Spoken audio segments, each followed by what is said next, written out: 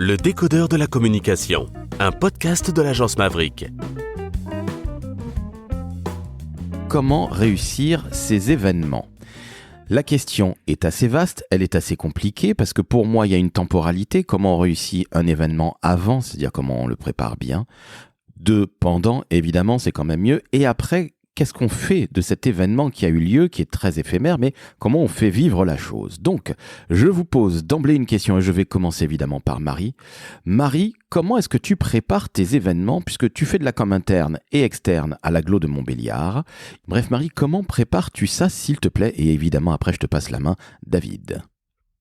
Alors, un préalable déjà pour chaque événement, ils sont systématiquement préparés en équipe.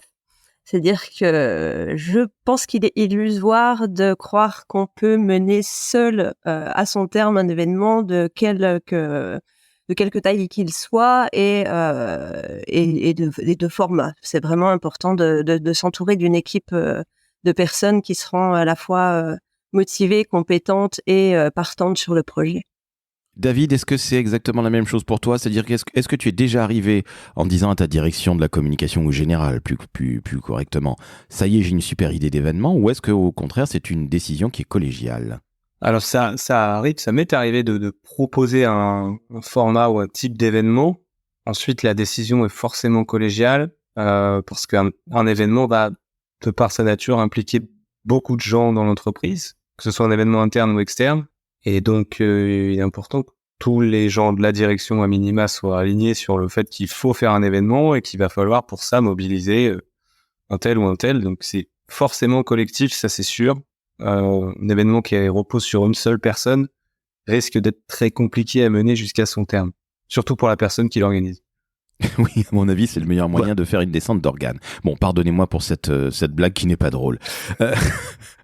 Marie, tu disais que c'était, et comme David d'ailleurs, que c'était une décision qui était collégiale, mais comment est-ce que tu prépares les événements, qu'ils soient internes ou externes d'ailleurs, hein ? Comment ça se passe ? Parce que je ne suis pas un spécialiste de l'événementiel, j'en ai fait dans ma vie, c'est pas franchement ma tasse de thé, je le dis à nos auditrices et auditeurs, mais c'est un travail qui est colossal. Les gens ne voient que les petits fours et puis ce qui s'est passé, mais c'est un boulot énormissime. Comment est-ce que tu prépares ça ? Et bien évidemment, David, je t'inviterai à en faire de même, à nous expliquer comment tu le fais chez Rubix. Marie, je te passe la parole. Alors sur les événements, moi j'ai pour habitude, alors je sais pas si c'est une habitude très personnelle ou si d'autres personnes travaillent comme ça, mais j'ai vraiment pour habitude de faire la différence et de scinder le projet en deux grandes étapes, enfin deux grandes familles. C'est-à-dire que d'un côté, il va y avoir la partie événementielle, la régie générale, la logistique, vraiment l'organisation de l'événement en tant que tel.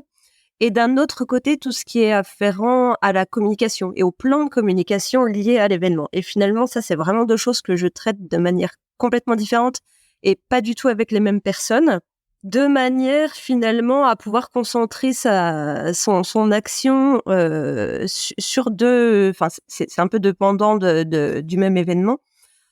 J'ai remarqué que quand certains événements sont montés, on va dire, de manière rapide, parce qu'on n'a pas forcément eu les délais pour les travailler plus en amont, l'un peut desservir l'autre, ou en tout cas, un des aspects peut être mis de côté par rapport à l'autre. Et ça, c'est vraiment la première chose, moi, que je mets en place avec les équipes, c'est vraiment de dissocier ce côté logistique et régie du côté communication. Et puis ensuite, c'est s'entourer des personnes qui viendront intégrer l'équipe en fonction de leurs compétences dans tel ou tel domaine. Et pour aller rapidement, parce qu'on va le développer plus tard, mais c'est finalement beaucoup de réunions, beaucoup d'échanges, beaucoup de préparatifs pour arriver à le moment de l'événement, on va dire le jour J, sur un temps court où tout ce qui aura pu être préparé aura été prévu.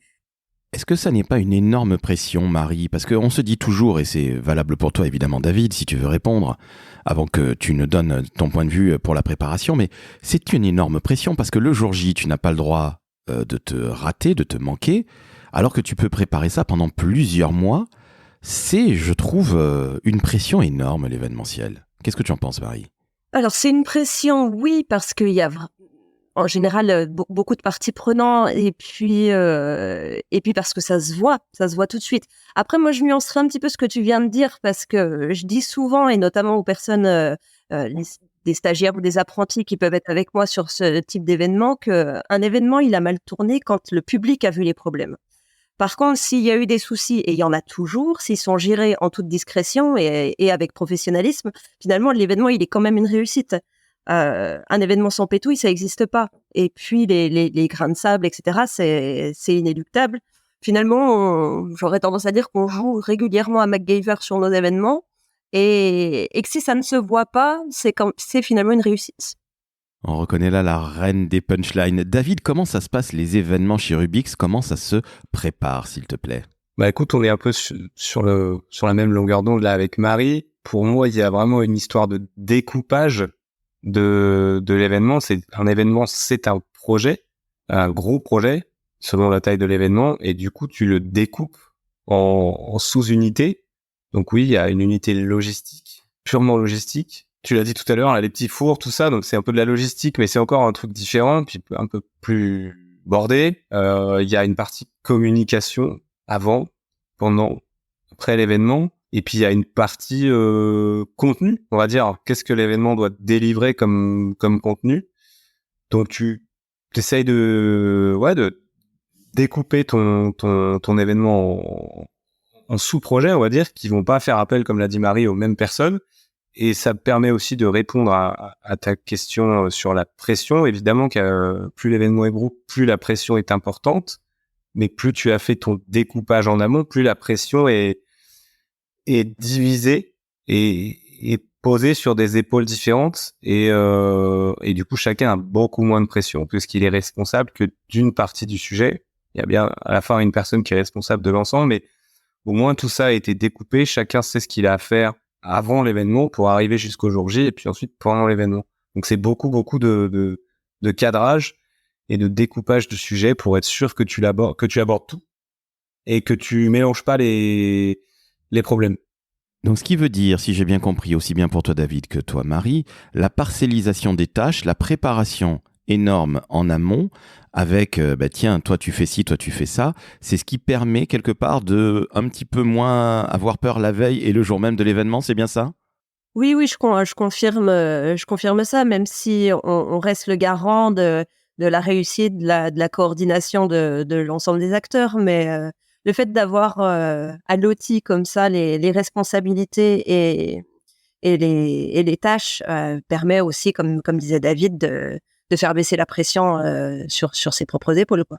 Et la pression, on revient à cette notion de peur ou de pression. C'est que mon expérience personnelle, mais en fait, tu l'as forcément la veille, forcément. Je veux dire, sinon c'est pas normal. C'est comme un peu un mec qui montrait sur scène pour un concert ou pour le théâtre. T'as forcément la pression. C'est du trac. C'est pas forcément négatif. Et le pendant de ça, c'est que normalement, en général, enfin, tous les événements que j'ai vécus, le jour J, t'as beaucoup moins de pression. Ça redescend. T'es très concentré, tout ça, mais c'est plus de la pression, c'est de l'exécution de ce que t'as minutieusement préparé. Et l'autre pendant qui est assez positif, et c'est pour ça que et Marie et moi et d'autres aimons l'événementiel, c'est que qui dit pression dit adrénaline, et voilà, le jour J en fait t'es beaucoup dans l'adrénaline, peu moins dans la pression, et l'adrénaline, comme on le sait, c'est quand même un truc assez puissant et assez positif. Donc ça compense, c'est-à-dire que tu peux pas te dire je vais vivre un événement parce que c'est génial, parce qu'il y a un côté un peu ultra sympa, sans pression. Enfin, ça fait partie du package. C'est illusoire de penser que t'as tout tellement bien préparé que la veille t'as zéro stress, parce qu'en plus un événement c'est soumis à des aléas que tu peux pas maîtriser, une grève, un problème de transport, la météo, cette pression-là tu l'as au dernier moment parce qu'il y a des choses que tu ne maîtrises pas. Quelques-unes que je viens de citer. Oui, je confirme. Et puis, voilà, pour en avoir discuté avec d'autres collègues qui sont ou communicants ou pas, enfin, je crois que c'est aussi ou un état d'esprit, ou il y a des personnes qui apprécient cette adrénaline, ce trac, etc. D'autres, pas du tout. C'est justement trop de pression et à gérer, c'est trop compliqué. Et oui, ça fait partie, je pense, aussi des profils de personnalité ou de ou de compétences qu'on cultive pour pouvoir accepter sereinement ce trac et cette pression qui fait partie intégrante de l'événement. En effet, un comédien, il monte pas sur scène sans avoir le trac, sinon c'est qu'il est pas bon. Ouais, c'est intéressant ce point sur les profils, parce que quand je pense à mon équipe, en l'occurrence, ils ont tous des profils très différents. Et certains auraient des profils où spontanément tu pourrais te dire c'est pas des gens qui seraient forcément à l'aise dans des événements, mais en fait si le truc est bien préparé et selon ton profil, t'arrives à te retrouver en amont dans des tâches qui vont te rassurer si t'es quelqu'un qui a besoin d'être rassuré, et qui vont te donner un peu du sens sur toi, quel est ton rôle dans l'événement. Donc si toi t'es un mec ultra cadré par exemple, et on sait que les événements c'est pas toujours ultra carré, il y a un peu d'improvisation malheureuse parce que tu peux pas tout anticiper.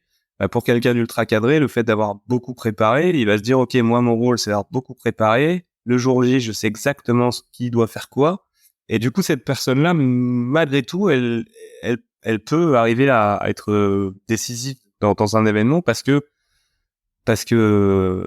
faut des gens comme ça. En fait, il faut des gens ultra rationnels, des gens ultra cartésiens, et puis il faut des gens un peu plus à l'impro, comme on peut l'être, comme tu peux l'être, Laurent, parce que un événement c'est quand même un truc un peu particulier. Il faut que les gens vivent une expérience un peu particulière. Et puis pour compléter, qui dit événement ne dit pas forcément d'être sur le devant de la scène. Et parfois, les personnes peuvent imaginer ça, c'est que on organise quelque chose, donc on va se faire voir, on va devoir être vu, etc. C'est pas du tout le cas. Enfin, ça peut l'être sur des salons, par exemple, ou quand on est vraiment face à face avec notre public. Mais finalement, moi, je me rends compte sur la plupart des événements que j'organise, je me retrouve en retrait quasiment systématiquement le jour J, et c'est très bien comme ça aussi. C'est ça qui permet aussi de garder une juste distance par rapport à l'organisation de l'événement. Ouais, c'est vrai. C'est important que les gens qui nous écoutent, là, et notamment tu parlais des jeunes, Laurent, comprennent ça. Quand tu l'as fait, ça paraît évident, mais quand tu le fais pas, c'est pas si évident. Quand tu fais un événement, encore une fois, un événement, c'est une expérience. Celui qui organise, il vit une expérience qui est totalement différente des autres. C'est-à-dire que c'est très difficile de faire un événement et de profiter de cet événement. T'en profites d'une certaine manière parce que tu te dis bon, tout roule, les gens ont l'air contents, mais tu vis pas du tout l'événement comme les autres. C'est-à-dire que l'événement, tu le fais pour les autres, et elle a raison, Marie, tu te mets en retrait, ou tu te mets dans ton rôle. T'es pas là pour goûter les petits fours éventuellement, mais pas beaucoup plus.